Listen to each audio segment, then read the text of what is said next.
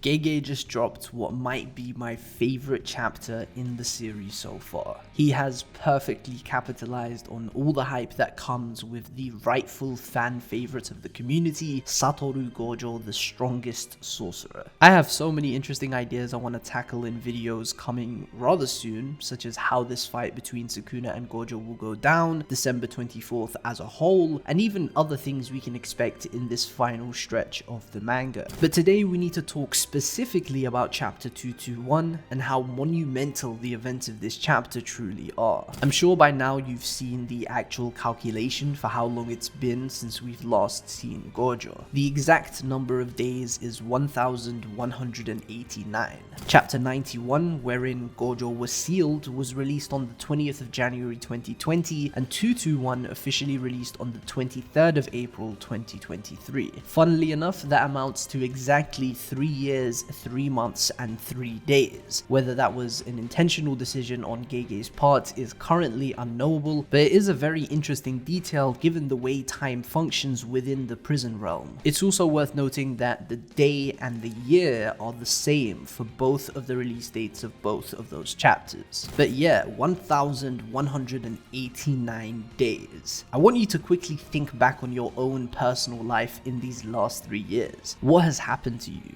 What have you seen? What have you done? During that time, 19 days have passed for our protagonists, and we, as readers of the manga, have witnessed complete and utter devastation within Jujutsu society. Our protagonists have suffered time and time again, and the antagonists only seem to get stronger and further in their plans as they capitalize on the rift left in society as a result of that fateful night on Shibuya. As a result of sealing the man whose mere birth drastically shifted the gears of Jujutsu society in the favor of sorcerers. Gojo being sealed was game-changing, but since then, something arguably just as game-changing for the dynamics of the world, characters, and just general narrative of the story has also taken place. The return of the King of Curses himself, Ryomen Sukuna, who has inhabited the body of Gojo's student, Megumi Fushiguro. And so Gojo's return raises many questions, many of which involving the power dynamic between Gojo and Sukuna themselves. Can we truly refer to Satoru as the strongest any longer? How on earth will he process the current predicament the Jujutsu world has been placed in? The supposed death of Nobara, the hijacking of Megumi's body, and the return of Sukuna. Chapter 221 is fittingly titled Gain and Loss, and it begins following off of 220's ending, which was Shoko's monologue of her pleading for Gojo's return, surrounded by the new generation of the very monsters Gojo had been raising to not just fill his shoes, but to one day surpass him. Things pick up with Takaba and Yuji preparing to release the seal of the prison realm in a seating area within the local hospital, where Angel interjects by asking about Gojo's mental state. A tight space like the one they were in is far from an ideal area to release Gojo, given how mentally shattered he may be as a result of the prison realm's time mechanics. It is said that time does not flow within the prison realm, therefore whatever is trapped inside will not die due to starvation or old age. The prisoner will live indefinitely so long as they do not end their own life, which means time in the prison realm is as the prisoner perceives it. It could feel like the blink of an eye, or it could feel like millions of years. It's all down to Gojo and how he views things inside of the prison realm. Upon hearing this, Hakari mentions that it sounds like it could be used as a time machine, which may explain how Uraume has lived for so long and barely changed in appearance. Perhaps they were the previous prisoner within the realm before Gojo, meaning Kenjaku freed Uraume sometime preceding Shibuya.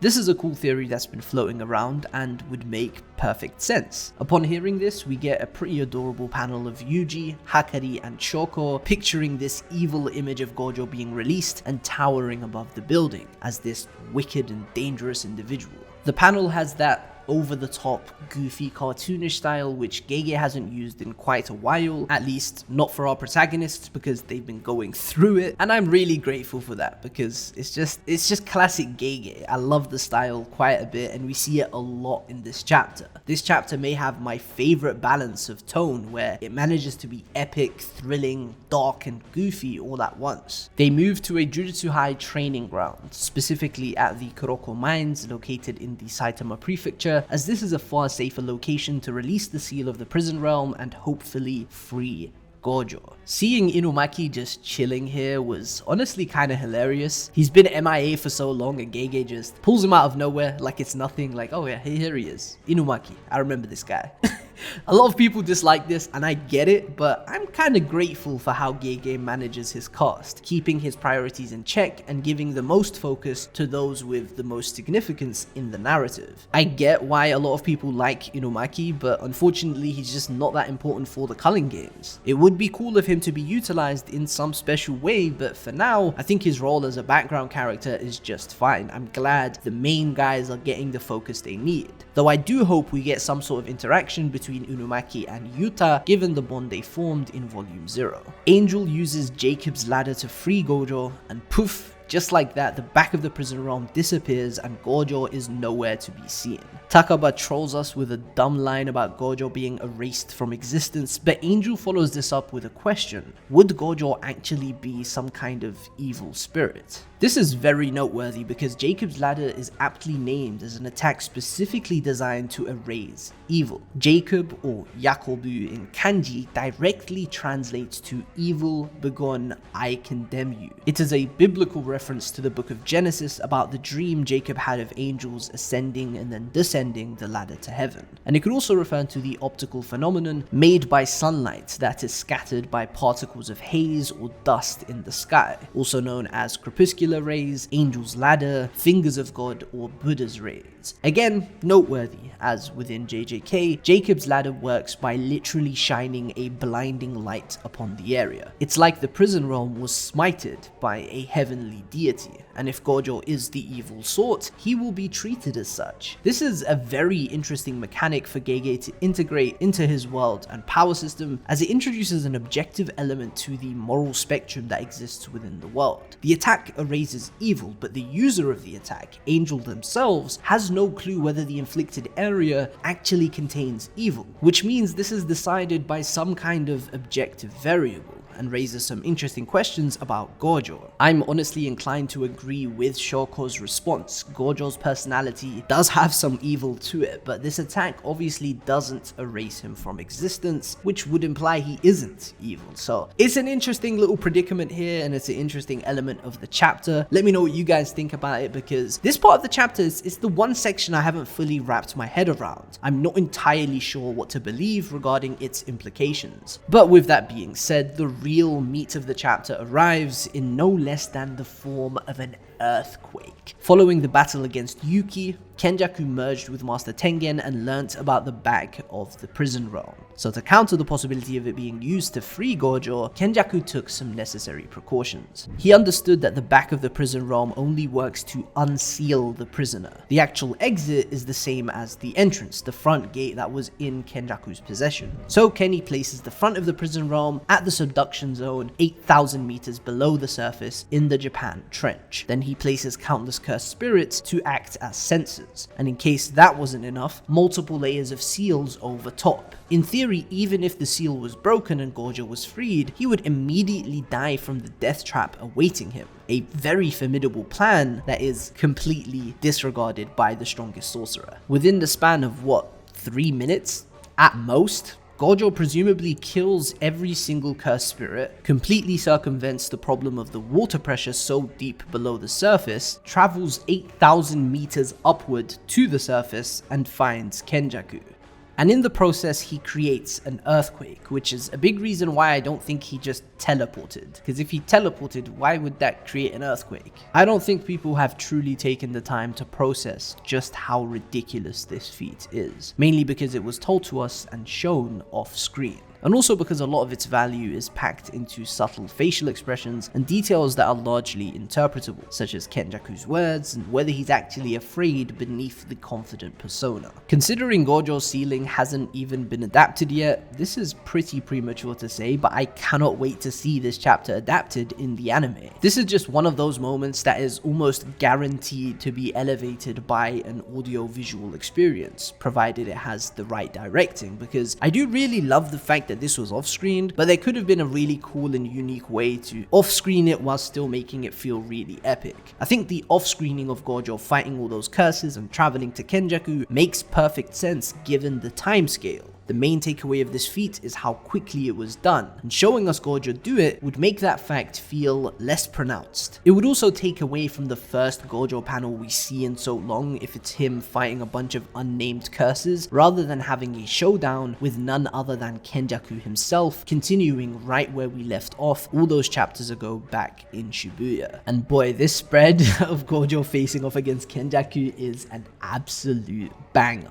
Framing goes such a long way, as the disparity in power between the two is visually represented with the bird's eye view almost effortlessly, simply by showing Gojo on a higher plane looking down on Kenjaku. You know who's him and who isn't him. Kenjaku tries to crack some jokes and mock Gojo, but the truth is he's completely outmatched here and he knows it. Subtle facial expressions convey that fact flawlessly, and Gojo's shit talk makes it even clearer. I really like this design for Gojo, the tattered black cloak swaying across his neck. Gojo immediately sends an attack at Kenjaku, most likely a blue since the speed lines make it look like a magnet pulling things inward, and Kenny is holding himself to the ground. Kenny manages to evade the attack in a state of panic, as we clearly see him sweating before getting his ass saved by none other than the King of Curses himself. This expression really says it all. You can see the relief on Kenjaku's face as he sees Sukuna swoop in and intercept Gojo. The framing here is again very intentional and honestly quite genius, as we see Kenjaku on the ground looking above at the two characters who are undoubtedly the strongest in the verse. The Honored Ones cross blows in a gorgeous page, one with an incredible composition of just 3 panels, 2 for Gojo and Sukuna's eyes respectively, and 1 for their clash that overlaps the others. This is a massive moment for Gojo as he's faced with the fact that Megumi's body has been hijacked by Sukuna, and he's now effectively a vessel for the King of Curses. The child he's nurtured and practically raised for years in the hands of the most evil sorcerer to have ever lived. And then Sukuna hits Gojo with a flashback. Do you still remember? His words from the 3rd chapter of the manga are repeated.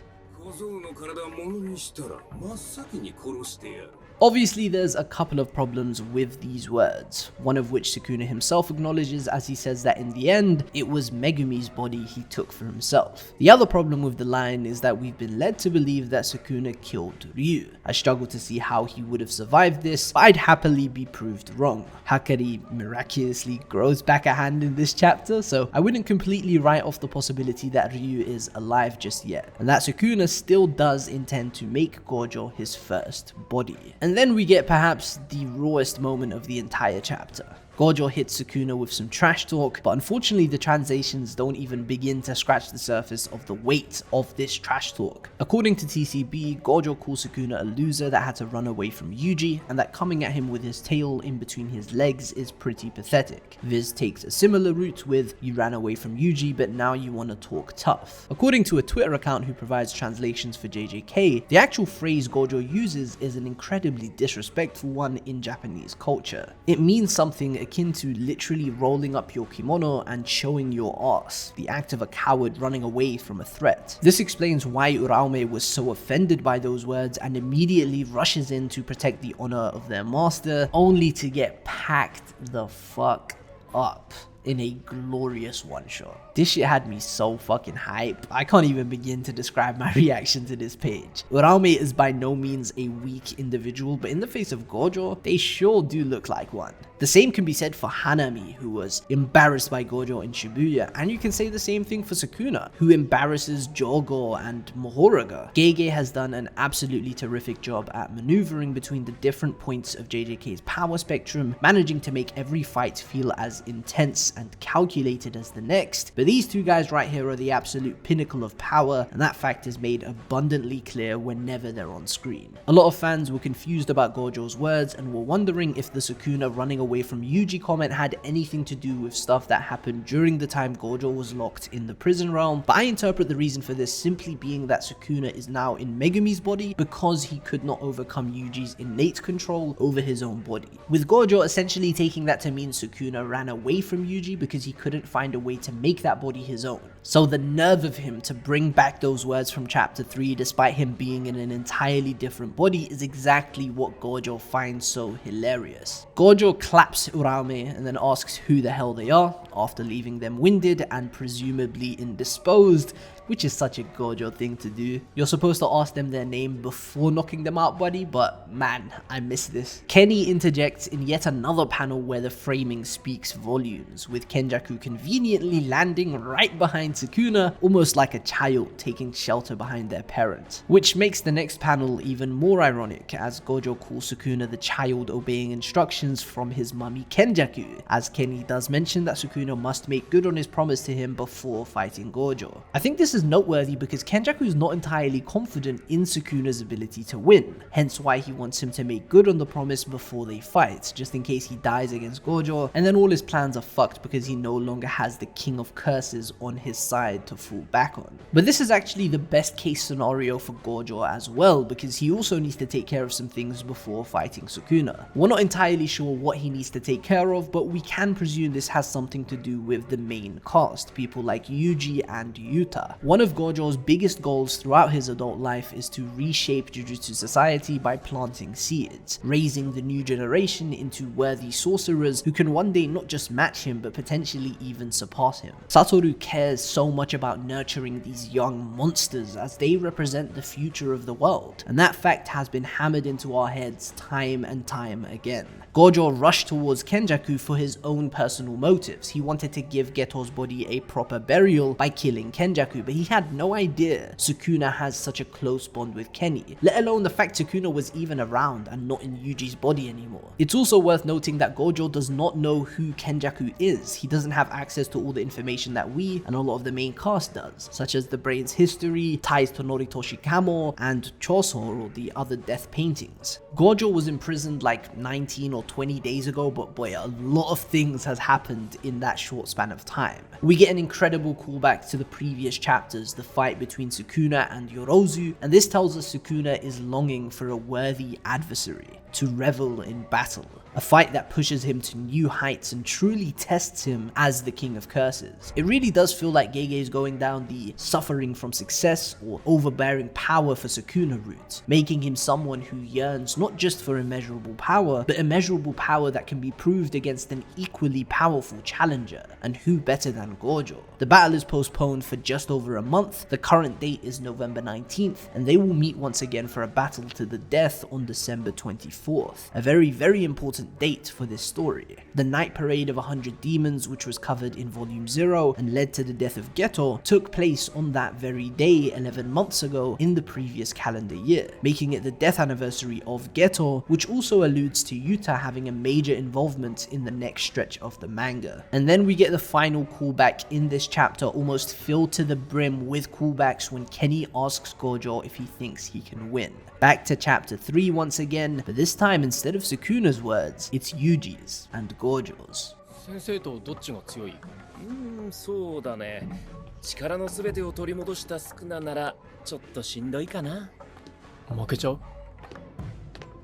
勝つさ。Not much more needs to be said for this, it truly does speak for itself. A generational chapter and a legendary comeback for Satoru Gojo, declaring his victory on December 24th, which is almost guaranteed to be the most momentous event in the story thus far, even more so than the Shibuya incident. I am incredibly hyped for the upcoming chapter, guys, so you can expect all sorts of content on this channel in the near future, from discussions to analyses to chapter reviews like this one. JJK is brimming with discussion material, and I just love talking about this story, so expect to see more of me if you're a fan of this story, because I will make it my mission to show up in your recommended videos. With that being said, people, have an amazing day, and I'll see you guys next time.